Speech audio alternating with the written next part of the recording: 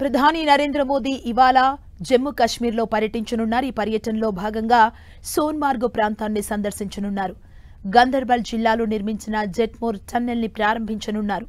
2700 కోట్లతో చేపట్టిన జెట్మోర్ టన్నెల్ని నిర్మించారు. ఈ సొరంగం 12 కిలోమీటర్ల పొడవుంటుంది. ఎగరెస్ టన్నెల్ అప్రోచ్ రోడ్లున్నాయి.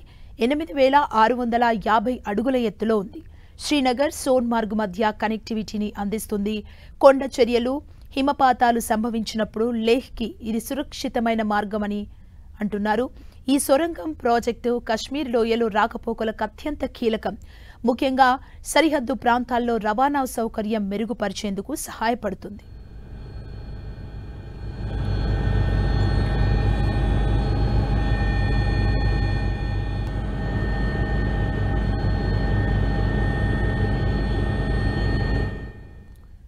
ప్రధాని మోదీ పర్యటన సందర్భంగా ఒకరోజు ముందే కశ్మీర్లో భద్రతను కట్టుదిట్టం చేశారు.